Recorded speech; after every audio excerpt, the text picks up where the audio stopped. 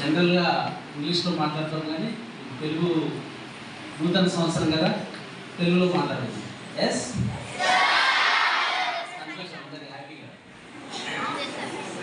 ముందుగా అందరికీ పరాభవ సంవత్సర ఉగాది శుభాకాంక్షలు. ముందుగా అంటే మొదటి ఫస్ట్ తెలుసుకుంటుంటే ఒకటొకటి అలవాటు అవుతుంది. ఇప్పుడు ఉగాదిలో ఎన్ని రుచులు ఉంటాయి, లేదా ఒక్కొక్క రుచి దేనికోసం అనేది మీ టీచర్స్ ప్లాన్ చేసి అసెంబ్లీలో జీకే క్వశ్చన్స్ లాగా డ్యాన్స్ల రూపంలో పాటల రూపంలో ఎందుకు పెట్టారు, ఒకటొకటి తెలుస్తుంది. స్టార్టింగ్లో ఎవరికి తెలియదు, మాకైనా మీ టీచర్స్కైనా మీ పేరెంట్స్కైనా తెలియదు. ఒకరొకరు తెలుసుకుంటుంటే తెలుస్తుంది కదా. కాబట్టి ఉగాది ముఖ్యంగా మనకు 3 విషయాలు ఇంపార్టెంట్. ఉగాది విషయంలో జనరల్గా హిందూ సంప్రదాయంలో ఏ పండుగ ఉన్నా కూడా ఏదో ఒక దేవునితో ముడిపడి ఉంటుంది. కృష్ణాష్టమి ఉందనుకోండి, కృష్ణుడు. శ్రీరామనవమి శ్రీరామచంద్రుడు. అట్లా దసరా, ప్రతి పండుగ కూడా ఏదో ఒక దేవునితోటి, ఆ దేవుని యొక్క అక్కడ జరిగిన వృత్తాంతంతో ముడిపడి ఉంటుంది. అయితే ఉగాది కూడా ఒక దేవునితో ముడిపడి ఉంటుంది. జీకే క్వశ్చన్స్ అడుగుతారని చూశాను. ఏ దేవుడు? బ్రహ్మదేవుడు. ఎందుకంటే బ్రహ్మదేవుడు ఈరోజు సృష్టి మొదలు పెట్టాడు. యుగాది క్వశ్చన్ అడిగి ఆన్సర్ చెప్పారు. ఈవెన్ నివేదిత కూడా అడిగి చెప్పింది ఫ్యాక్ట్స్లో. యుగ ఆది 2 వర్డ్స్.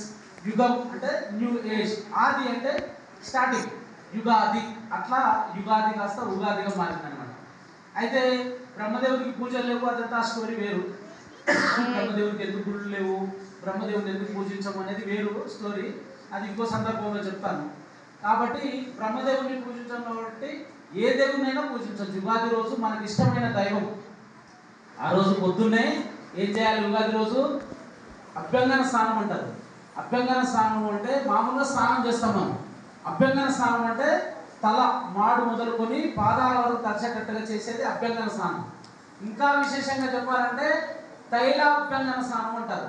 నువ్వుల నూనె శరీరం అంతా రుద్దుకొని, అమ్మ కానీ నానమ్మ కానీ ఇంట్లో పెద్దవాళ్ళు ఎవరు ఉంటే వాళ్ళతోటి మాడు అంటారు.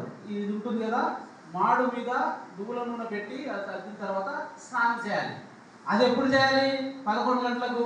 ప్లీజ్ రేపు హాలిడే కదా, 19 ఉగాది హాలిడే. 11 గంటలకు, 12:30కు, 1 గంటలకు లేచి కాదు, సూర్యోదయానికి ముందర లేచి స్నానం చేయాలి. స్నానం చేసి ఏం చేయాలి? ఇంట్లో ఎట్లాగూ పిండి వంటలు చేస్తారు. ఉగాదికి ఏంటి స్పెషల్ డిష్? ఇంకొకటి ఉంటుంది, పక్షాలు. కొన్ని చోట్ల పక్షాలు అంటారు, కొన్ని చోట్ల పోలేలు అంటారు, కొన్ని చోట్ల హోలీగలు అంటారు. అనంతపూర్, కర్నూలు జిల్లాల వైపు హోలీగలు అంటారు. భక్ష్యాలన్నా పోలేలన్నా హోలీగలన్నా అదే. కాబట్టి అమ్మవాళ్ళు ఉగాది పచ్చడి తయారు చేస్తారు. ఉగాది పచ్చడి దేనితో తయారు చేస్తారు అనేది చెప్పారు. ఉగాది మొత్తం ఈవెన్ డిస్ప్లే కూడా చేశారు తనన్య వాళ్ళ టీం అంతా కలిసి. కాబట్టి ఆ రుచులు ఏమేమి వేస్తారనేది మీకు తెలిసిపోయింది. కాబట్టి మీరు ప్రత్యేకంగా డైరెక్టర్ సార్ చెప్పాల్సిన అవసరం ఏం లేదు. కాబట్టి నేను ఇంకో కొంచెం ముందుకు వెళ్తాను. తర్వాత పక్షాలు ఇవన్నీ కూడా దేవుడికి పెట్టిన తర్వాత వీలైతే కాదు, వీలు చేసుకొని దేవాలయానికి పోవాలి. మనకి ఇష్టం ఉన్న దేవుడిని మొక్కుకోవాలి. సంవత్సరం మొదటి రోజు ఏం చేస్తే సంవత్సరం అంతా అదే చేసే అవకాశం ఉంటుంది. కాబట్టి ఉగాది రోజు మరి హాస్టల్లో ఉన్నాం సార్, మేము గుడికి ఎట్లా వెళ్ళాలి? ఇక్కడ కూడా దేవుడు, ప్రతి చోట దేవుడు ఉంటాడు కాబట్టి ఇక్కడ కూడా దేవుడిని మొక్కుకోవచ్చు, ఇష్టమైన దైవాన్ని ప్రార్థించాలి. ముఖ్యమైన 3వ విషయం ఏంటంటే పంచాంగ శ్రవణం. ఇందాక జీకే పిలుచులు అడిగారు కదా, పంచాంగం. పంచాంగం అంటే పంచ అంటే ఎంత చూపించిన కాబట్టి నేను ఇట్లా చూపిస్తే 4 అని చెప్పేటోళ్ళు. పంచాంగం 5 ఎవరైనా చెప్పగలుగుతారా? ఏంటిది పంచ అంగాలు అంటే? పంచాంగం అంటే పుస్తకం సార్, అంగాలు ఏముంటాయి 5 పేజీల అంటే తెలుసుకునే ఏజ్ కాకపోయినప్పటికీ శ్రద్ధగా వింటే ఒకటి అలవాటు అవుతుంది. మనం కొన్ని సంవత్సరాలు అట్లా రిపీటెడ్గా వింటే అలవాటు అవుతుంది. తిథి, వారము, నక్షత్రము, కరణము, యోగం, వాటి యొక్క డీటెయిల్స్ పోవాలంటే ఏజ్ సరిపోదు. కాబట్టి సింపుల్గా అంతవరకు గుర్తుపెట్టుకోవాలి.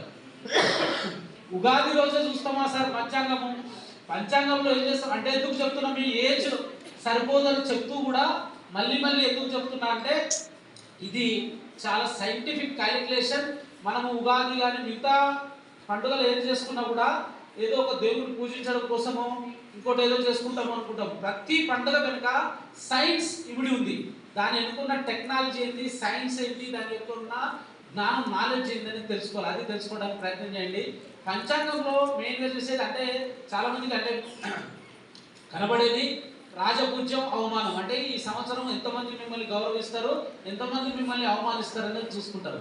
రెండోది ఆదాయం, వ్యయం. అంటే చిన్నపిల్లలకు ఉండదు, పెద్దవాళ్ళకు మీ అమ్మ నాన్న పేర్ల మీద ఈ సంవత్సరం ఆదాయం ఎంత ఉంది, వ్యయం ఎంత ఉంది చూస్తారు.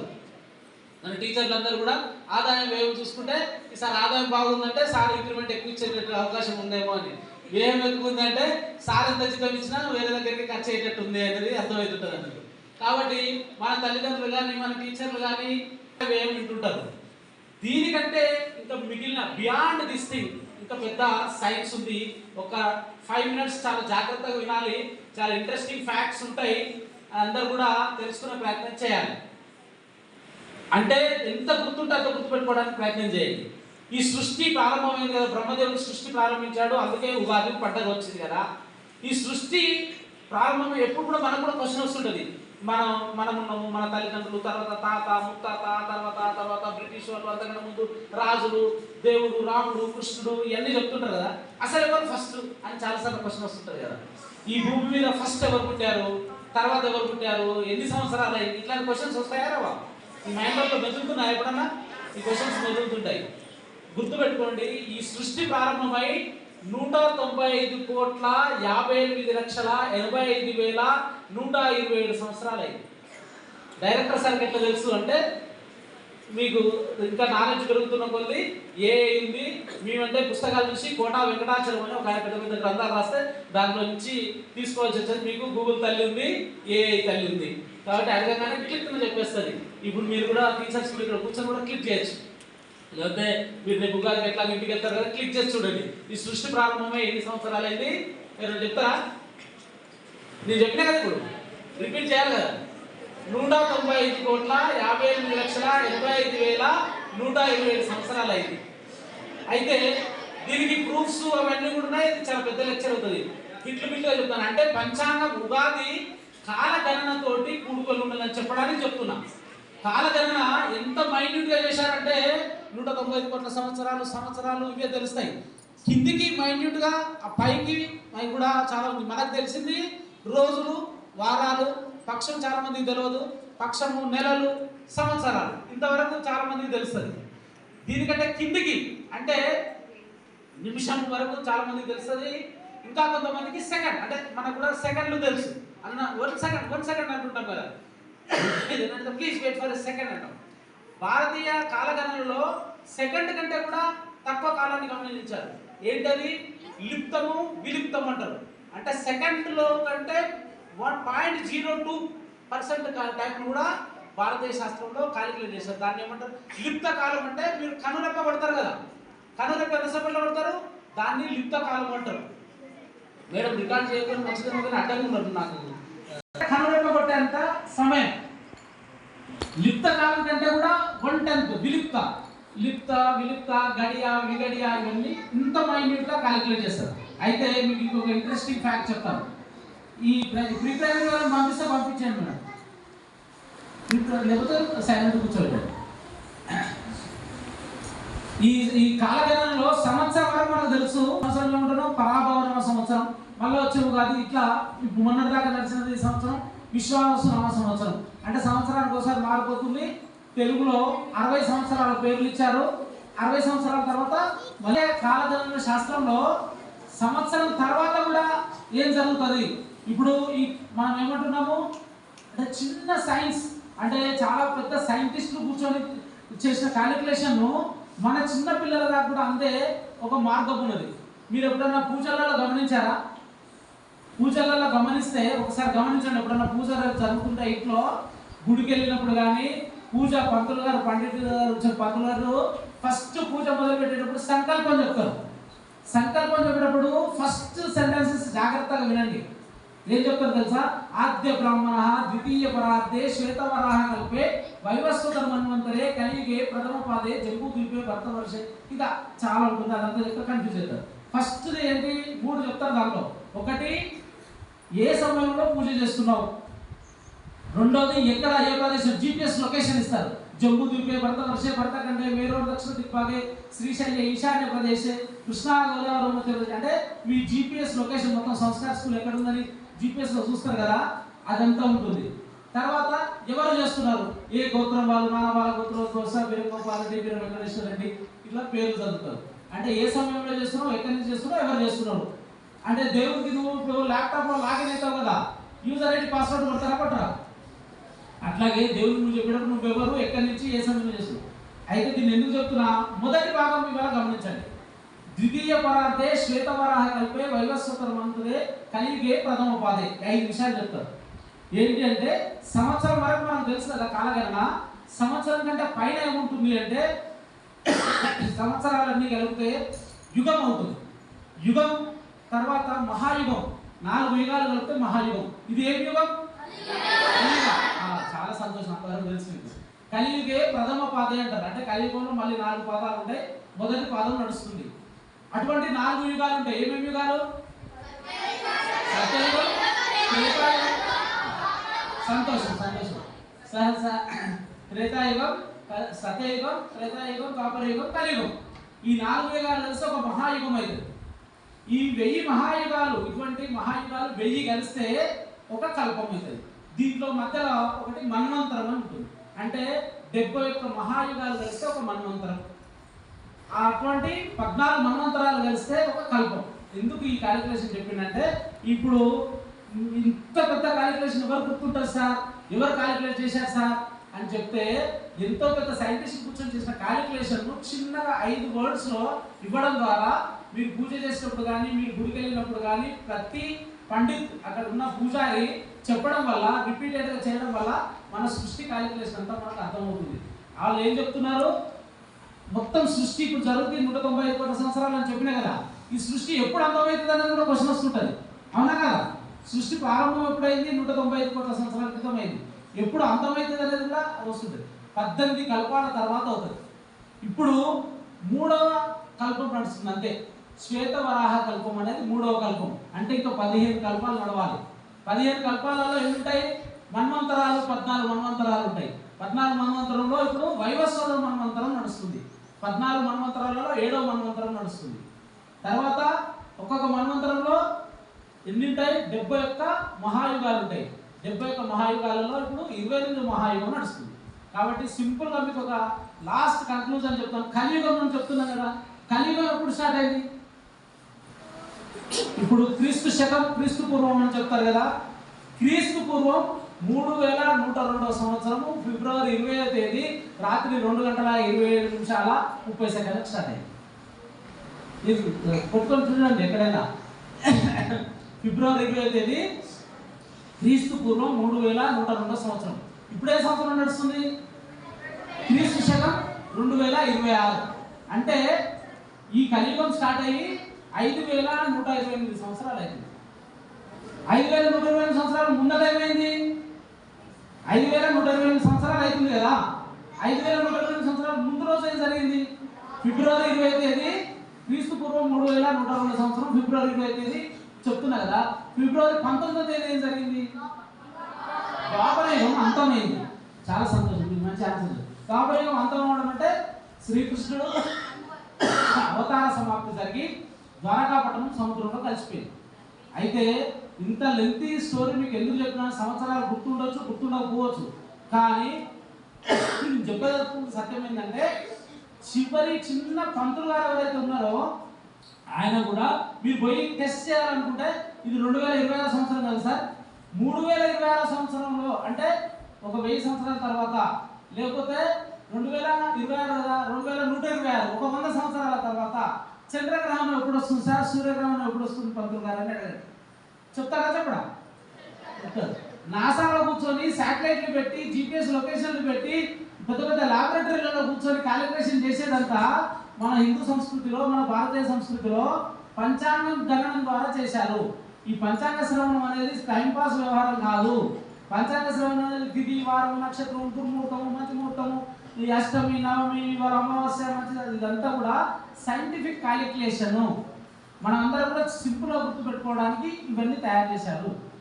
కాబట్టి సృష్టి ఎప్పుడు స్టార్ట్ అయితే మనకేం సార్, ఎప్పుడు ఎండ్ అయితే మనకేం సార్, నా చిన్ని పోచా శ్రీరామ రక్ష అట్లా అనుకుంటే అంతవరకే పర్వాలేదు. కానీ కొద్దిగా జిజ్ఞాస ఉంటుంది కదా, నాలెడ్జ్ ఉంటుంది కదా, తెలుసుకోవాలి ఎప్పుడు స్టార్ట్ అయింది, ఎప్పుడు అంతమవుతుంది, ఎప్పుడు పుట్టారు, రాముడు ఎప్పుడు పుట్టాడు, శ్రీకృష్ణుడు పుట్టాడా లేదా, యుద్ధం జరిగిందా లేదా. ఎస్, నెక్స్ట్ దానికి వస్తున్నా. తర్వాత కాలంలో సరే అదంతా జరిగిందా లేదా, బ్రహ్మదేవుడు సృష్టించిందా, ఇంకోటి సృష్టించిందా, ఇంకోటి జరిగిందా, ఎవరి విశ్వాసాలు వాళ్ళకు ఉంటాయి. తర్వాత కాలంలో కాలగణనం చేస్తూ చరిత్రకారులు 3 యుగాలను, అంటే ప్రతి యుగం, యుగాది ఉగాది అంటున్నాం కదా, ఈ భారతదేశ చరిత్రలో 3 యుగాలను ప్రముఖంగా ప్రస్తావిస్తారు. తెలుసా ఎవరికైనా? ఒకటి యుధిష్ఠిర యుగం, రెండవది విక్రమాదిత్య, అంటే దాని యుగం అన్నారు, శకం అంటారు. యుధిష్ఠిర శకం, రెండోది విక్రమాదిత్య శకం, మూడోది శాలివాహన శకం. యుధిష్ఠిర శకం ఎన్ని సంవత్సరాలు నడిచింది తెలుసా? కురుక్షేత్ర సంగ్రామంలో పాండవులు గెలిచారు కదా, గెలిచిన తర్వాత ధర్మరాజు రాజయ్యాడు కదా, రాజైన తర్వాత ఎన్ని సంవత్సరాలు పాలించాడు? 36 సంవత్సరాలు పాలించాడు. 36 ఇయర్స్ కింగ్ రాజుగా ఉన్నాడు. ఆ కాలాన్ని యుధిష్ఠిర శకం అంటారు. అంటే ఈ శకాలు ఎందుకు మొదలైన ఇన్ని సంవత్సరాలు, 5128 సంవత్సరాలు అవుతుంది సార్, దీంట్లో ఓన్లీ 3 శకాలు ఎందుకు ఉన్నాయంటే, ఎప్పుడెప్పుడైతే చరిత్రలో చాలా పెద్ద సంఘటన జరుగుతుందో, పెద్ద మార్పు జరుగుతుందో, ఇప్పుడు ప్రకృతిలో మార్పు జరగగానే ఎట్లయితే ఉగాది చేసుకుంటున్నామో, చరిత్రలో ఎప్పుడైతే పెద్ద మార్పు, చాలా పెద్ద మార్పు, చాలా ప్రజలు ఎదురు చూసిన మార్పు జరుగుతుందో దాన్ని గుర్తుపెట్టుకుంటారు. ఇప్పుడు మన జీవితంలో ఏదైనా మంచి సంఘటన జరుగుతుంది, నువ్వు ఏదైనా ప్రైజ్ కొడతావు, లేకపోతే స్టేట్ లెవెల్ ప్రైజ్ వస్తుంది, ఇంకోటి వస్తుంది, ఆ డేట్ గుర్తుపెట్టుకుంటామో గుర్తుపెట్టుకోమా. అట్లాగే ఈ ప్రపంచ చరిత్రలో, ఈ భారతదేశ చరిత్రలో ఎప్పుడైతే మంచి చాలా పెద్ద సంఘటన జరిగిందో దాన్ని రాసుకుంటారు. అట్లా యుధిష్ఠిరుడు పాలించిన కాలాన్ని చాలా మంచి కాలంగా గుర్తిస్తూ యుధిష్ఠిర శకం, యుధిష్ఠిర శకం 36 సంవత్సరాలలో ధర్మరాజు చనిపోయాడు, శ్రీకృష్ణుడు పంచపాండవులు అందరూ వెళ్ళిపోయారు, కలియుగం స్టార్ట్ అయింది. కలియుగంలో 3102 సంవత్సరాలు క్రీస్తు పూర్వం మొదలైంది కదా, 3044 సంవత్సరాల తర్వాత క్రీస్తు పూర్వం 3044 సంవత్సరంలో ఉజ్జయిని రాజధానిగా విక్రమాదిత్యుడు ఈ దేశాన్ని పాలించాడు. బేతాళ బేతాళ కథలు మీరు వింటుంటారు. ఎక్కడి నుంచి వచ్చింది? విక్రమాదిత్యుడి నుంచి వచ్చింది. విక్రమాదిత్యుడు ఉజ్జయిని. ఇవాళ మనం టైం క్యాలిక్యులేట్ చేస్తున్నాం కదా, ఇండియన్ స్టాండర్డ్ టైం IST అని రాస్తారు కదా, IST టైము వరల్డ్ టైం తోటి ఎన్ని గంటల డిఫరెన్స్ ఉంది? 6 hours 30 minutes, 5.5 hours. ఏ పట్టణాన్ని తీసుకుంటున్నాం దాని ఆధారంగా గ్రీన్విచ్ టైం అంటారు. కానీ గ్రీన్విచ్ టైం ఇప్పుడు తీసుకుంటున్నారు మోడల్లో. ప్రపంచం ఒకప్పుడంతా కూడా ఉజ్జయిని నగరం భూమధ్య కేంద్రంగా తీసుకొని ఉజ్జయిని కేంద్రాల సమయాన్ని జీరోగా క్యాలిక్యులేట్ చేస్తూ మిగతా వాళ్ళు సమయాన్ని అడ్జస్ట్ చేసుకునే వాళ్ళు. అంటే విక్రమాదిత్యుడు ప్రపంచాన్ని పాలించడం అనడానికి గుర్తు. ఒక్క ఉజ్జయిని నగరాన్ని, ఒక్క మధ్యప్రదేశ్లో, ఉజ్జయిని ఎక్కడ ఉంది? మహాకాళేశ్వరం మధ్యప్రదేశ్లో ఉంది. ఉజ్జయిని 12 జ్యోతిర్లింగాలలో ఒకటైనా మహాకాళేశ్వరుడు ఉండే జ్యోతిర్లింగం. ఉజ్జయిని నగరాన్ని క్యాపిటల్ సిటీగా చేసుకొని ప్రపంచాన్ని అంతా పాలించాడు. అవునా సార్? ఒక మధ్యప్రదేశ్, ఒక ఆంధ్రప్రదేశ్, ఒక తెలంగాణ కాదు, అరబ్ కంట్రీస్ అంటారు కదా, ఇప్పుడు యుద్ధం జరుగుతుంది కదా, అరబ్ కంట్రీస్ దాకా, అక్కడ వాళ్ళను కూడా విక్రమాదిత్య శకం ఎందుకు రాసుకున్నారంటే, విక్రమాదిత్యుని యొక్క గొప్పతనం ఏంటనేది మనం వాళ్ళు తెలుసుకోవాలి. ఉగాది సందర్భంగా విక్రమాదిత్యుని దగ్గర సైన్యం లేదు, విక్రమాదిత్యుడు బై బర్త్ రాజు కాదు. అటువంటి సందర్భంలో ఇక్కడ భారతదేశం మీదకి శకులు, హూనులు అంటే వేరే దేశం వాళ్ళు దండెత్తి వచ్చారు. ఈ దేశం బానిసత్వంలో ఉంది. అటువంటి అప్పుడు ఆయన ఏం చేశాడంటే, ఆయన మనకు బ్రిటిష్ వాళ్ళు ఒకటే తెలుసు, బ్రిటిష్ వాళ్ళ కంటే ముందు ఈ భారతదేశాన్ని 800 సంవత్సరాలు కూడా శకులు, హూనులు, బర్బరులు, అరబ్బులు, షేకులు, పఠానులు, ముస్లింలు, తురుష్కులు, ఇట్లా రకరకాల ఫ్రెంచ్ వాళ్ళు, డచ్ వాళ్ళు, రకరకాల వాళ్ళు పాలించారు. మీ హిస్టరీ మేడం అడిగితే చెప్తారంతా. వీళ్ళందరి కంటే ముందర 800 సంవత్సరాల పాలన ఉన్నప్పుడు విక్రమాదిత్యుడు ఏం చేశాడు? వెనుకకి తిరిగి చూడాల్సినంత అవసరం ఏం లేదు. సోషల్ మీడియా అనగానే అట్లా తిరిగి మొత్తం తరగతి తిప్పి చూడాలి తెలియదా? శకులు, ఊలను మన భారతదేశం దాటి కొట్టడం కాదు, అరబ్ కంట్రీస్ ఉన్నాయి కదా, పర్షియా ఉంది కదా, ఇవాళ యుద్ధం జరుగుతున్న ఇరాన్ ఉంది కదా, ఇరాన్ ఇటువంటి అరబ్ దేశాలు కూడా మా దేశంలో కూడా స్వాతంత్రం పొందాలి అని విక్రమాదిత్యుని ఆహ్వానిస్తే అక్కడికి కూడా పోయి వాళ్ళ మీద యుద్ధం చేసి వాళ్ళకు స్వాతంత్రం ప్రసాదించిన రాజు విక్రమాదిత్యుడు. కాబట్టి విక్రమాదిత్య శకం వచ్చింది. విక్రమాదిత్యుని దగ్గర సైన్యం లేదు కదా సార్, మరి ఎట్లా చేశాడు? విక్రమాదిత్యుడు మట్టి బొమ్మలను తయారు చేసి వాటికి ప్రాణం పోసి వాటితోటి సైన్యం తయారు చేసుకొని యుద్ధం చేశాడు. సాధ్యమవుతుందా సార్? దేవుడికి ఒక్కరికే ప్రాణం పోసే అవకాశం ఉంటుంది కదా. విక్రమాదిత్యుడు ఎట్లా ప్రాణం పోశాడు సార్? డైరెక్టర్ సార్ అయ్యింది ఇవన్నీ అన్సైంటిఫిక్ థింగ్స్ చెప్తున్నారు సార్. కాదు, అంటే మట్టి బొమ్మలు చేసి ప్రాణం పోశాడంటే మాలవులు అనే మాలవ రాజ్యం అంటారు దాన్ని. మట్టి మనుషులు అంటే అన్ఎడ్యుకేటెడ్ ఇల్లిటరేట్ పీపుల్ను ఛత్రపతి శివాజీ ఎట్లయితే మావలీలను సైన్యంగా తయారు చేశాడో, అడవులలో ఉన్న గుండ జాతుల వాళ్ళని ఎట్లా తయారు చేశాడో, విక్రమాదిత్యుడు ఇల్లిటరేట్ పీపుల్ను ప్రజలలో గ్రామాలలో ఉండే ఏమి తెలియదు, మనల్ని ఎవరు పాలిస్తున్నారు, మనం ఎవరి కంట్రోల్లో ఉన్నాము, ఏమైతుంది తెలియని వాళ్ళను సైనికులుగా తయారు చేసి యుద్ధం చేశాడని అర్థం. అట్లా విక్రమాదిత్య శకం నడిచిపోయింది. ఆ తర్వాత మనందరికీ ఈ సినిమా చూసుకుంటాం, గౌతమీపుత్ర శాతకర్ణి.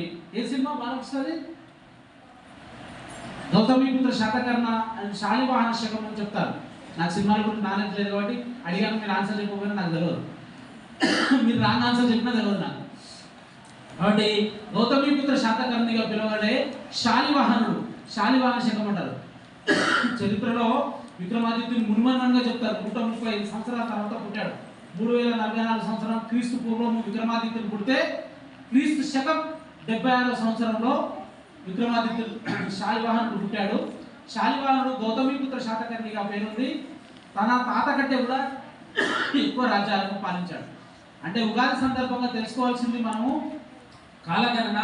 కాలగణనలో మన భారతదేశ చరిత్ర ఏముంది, కాలగణన ఎట్లా చేస్తున్నారు, కాలగణన ఎవరు చేసినా ఇంత సైంటిఫిక్గా ఎట్లా వస్తుంది అనేది మనం గుర్తుంచుకోవాలి. చాలాసార్లు పాశ్చాత్య సంస్కృతి మోజులో పడి మనము జనవరి 1ను చాలామంది స్కూల్లో జాయిన్ అయినప్పుడు నా దగ్గరకు వస్తుంటారు. కొత్తగా జాయిన్ అయిన వాళ్ళు డిసెంబర్ 31 రోజు కనబడినప్పుడే advanced happy new year sir, లేకపోతే జనవరి 1 పొరపాటున రాను ఇక్కడికి ఒకవేళ వస్తే హ్యాపీ న్యూ ఇయర్ సార్ అని వస్తుంది. తప్పు లేదు, ఇంగ్లీష్ సంవత్సరం క్యాలెండర్ మనం ఫాలో అవుతున్నాం, క్యాలెండర్ను గౌరవించాల్సిందే. న్యూ ఇయర్ చెప్పుకోవడంలో తప్పు లేదు, కానీ సెలబ్రేట్ చేసుకోవడంలో మనకంటూ ఒక సంస్కృతి. ఉగాది తెలుగు కొత్త సంవత్సరం ఉండగా అంటే మన అమ్మ బాగలేదని చెప్పేసి పక్కింటి ఆంటీ బాగుందని ఆమె అమ్మ అని పిలుస్తామా కదా. కాబట్టి మన అమ్మ పేదరాలైనా గుడ్డిదైనా కుట్టిదైనా మన అమ్మ మన అమ్మాయి. కాబట్టి మన సంస్కృతి ఫాలో కావాలి. మిగతా సంస్కృతి ఆంటీ అంటే ఆంటీనే పిలుస్తాం కదా, అమ్మని పిలవం కదా. కాబట్టి ఇంగ్లీష్ సంస్కృతి, పాశ్చాత్య సంస్కృతి ఏదైతే ఉందో పాశ్చాత్య సంస్కృతిని అది క్యాలెండర్ ఇయర్గానే చూసుకోవాలి. క్యాలెండర్ డేట్స్ రాస్తాం కాబట్టి క్యాలెండర్ డేట్స్ గానే చూసుకోవాలి. కానీ సెలబ్రేషన్ జరగడానికి కూడా ఒక్కసారి క్వశ్చన్ చేసుకోవాలి మనం. అంటే డిసెంబర్ 31 రోజు రాత్రి ఏమైనా జరుగుతుందా? ప్రకృతిని, మన భారతీయ సంస్కృతి ప్రకృతి ఆధారంగా ఉన్న సంస్కృతి.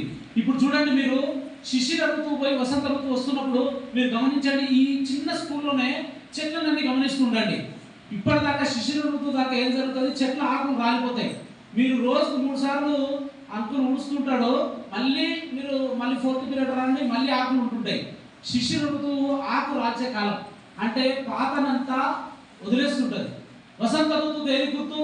కొత్త చిగురు వస్తుంటాయి. మీరు చూడండి, వేప చెట్టు చూడండి, మిగతా చెట్టు చూడండి, కొత్త చిగురు వస్తుంటుంది. అంటే పాత ఆకులు రాలిపోయి కొత్త చిగురులు వచ్చే కొత్త ప్రకృతిలో మార్పు సంభవిస్తుంది. కాబట్టి ఓన్లీ మాసం, ఫాల్గుణ మాసం పోయి చైత్ర మాసం రావడమే కాదు, ఋతువులో ప్రకృతిలో మార్పులు అనుగుణంగా పెట్టారు. తర్వాత ఉగాది పచ్చడిలో 7 రుచులు, 6 రుచులు, 6 రుచులు చెప్పి ప్రముఖంగా ఏం చెప్తున్నారు, ఏమొస్తాయి? 2 వస్తాయి ఇప్పుడు ప్రకృతిలో. ఒకటి వేప పువ్వు, నింబ కుసుమ భక్షణం అంటారు. నింబ అంటే వేప, కుసుమ అంటే పువ్వు, భక్షణం అంటే తినడం. కాబట్టి వేప పువ్వు తినండి అంటే, వేప పువ్వు తినండి అంటే ఎవరు తినరు, చేదుకుంటుంది. కాబట్టి మనకంతా టేస్ట్ కావాలి కదా, పిజ్జా, బర్గర్, మన టేస్ట్ పర్సన్ సాటిస్ఫై చేసే టేస్ట్ అయితే ఈజీగా తింటాం. చికెన్ 65 కానీ ఇంకోటి. అదే వేప పువ్వు తినమని అనుకో తింటామా? ఎవరైనా తింటారా చెప్పండి? వేప పువ్వు మీకు ఇచ్చిననుకో తినండి అంటే తింటారా? కాబట్టి కనీసం ఉగాది రోజైనా తింటే సంవత్సరంలో కొంత ఆరోగ్యంగా ఉండే అవకాశం ఉంటుందని. వేప గాలి పిలవాలి, వేప ఆకులు ఇంట్లో కట్టాలి, మామిడి ఆకులు కట్టాలి, 2 మామిడి పిందెలు వస్తుంటాయి. కాబట్టి నింబ కుసుమ భక్షణం అనేది పేరు పెట్టడం. మిగతా ఆ తీపి కారం అన్నీ చెప్పారు కదా, తీపి, పులుపు, కారం, ఫస్ట్ బెల్లం, చేదు, వగరు ఇవన్నీ కలిపి తింటుంటాం కదా. దీంట్లో కూడా సైన్స్ ఉంది. ఎందుకంటే మన వేప పువ్వు తింటే డైరెక్ట్ మీరు తినలేరు కాబట్టి కనీసం కొంచెం తీపి చక్కెరనో బెల్లమో వేసి కలిపి తింటే కనీసం మన కడుపులో ఉన్న వామ్స్ అన్ని చనిపోతాయి. ఇట్లా ఒక సైంటిఫిక్ సంస్కృతిని మనం అర్థం చేసుకునే ప్రయత్నం చేయాలి. కాబట్టి మీరందరూ కూడా ఈ ఉగాది సంవత్సరం సందర్భంగా చేసిన ప్రయత్నాలన్నీ యాంకర్స్ వర్షిత, సితార, నేను వేదాంశం చూసి ఆశ్చర్యపోయినా దేనికోసం నిలబడ్డాడు ఇక్కడ అని. ఇంత చక్కగా చెప్తున్నాడు అంటే నాకు తెలిసి వాళ్ళ అమ్మమ్మ వాళ్ళ అమ్మ చూస్తే అమ్మ పరిశాన్ అవుతారు. నేను పరిశాన్ చూస్తున్నా మీరేనా కాదా అని. ఎంత చక్కగా మాట్లాడుతున్నాడు అంటే వేదాంశ్, అద్వైత్, వీళ్ళు యాంకర్స్ చిన్న చిన్న పిల్లలు నిలబడి ఇంత చక్కగా విక్రమాదిత్యుడు ఎట్లయితే మట్టి బొమ్మలను తీర్చిదిద్ది సైన్యాన్ని చేశారో మీ టీచర్స్ ఇంత చిన్న చిన్న పిల్లలను ఎవరో ఇంత అమాయకులు ఇట్లాంటి వాళ్ళు వీళ్ళు మాట్లాడతారా అని నేను అనుకున్న వాళ్ళు నా ముందట నిలబెట్టగలిగారంటే టీచర్లను అభినందించకుండా ఉండలేను.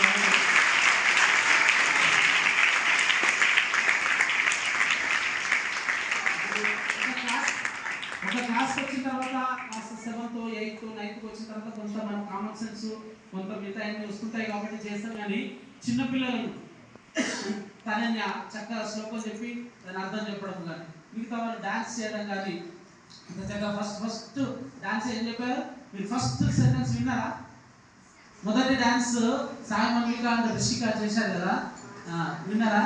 చైత్ర శుద్ధ పాఠ్యమి ఉత్సవం ఏంటన్నా అంటే మనం డాన్స్ ఆస్వాదిస్తూ కూడా ఆ వర్డ్స్ లిరిక్స్ వినడం వల్ల ఏం చెప్తున్నారు అనేది నేర్చుకోవచ్చు. కాబట్టి డాన్స్ కానీ మిగతా అన్ని కూడా ప్లాన్డ్గా ఉగాది పచ్చడిను డైరెక్ట్ డెమాన్స్ట్రేట్ చేసి చూపించారు.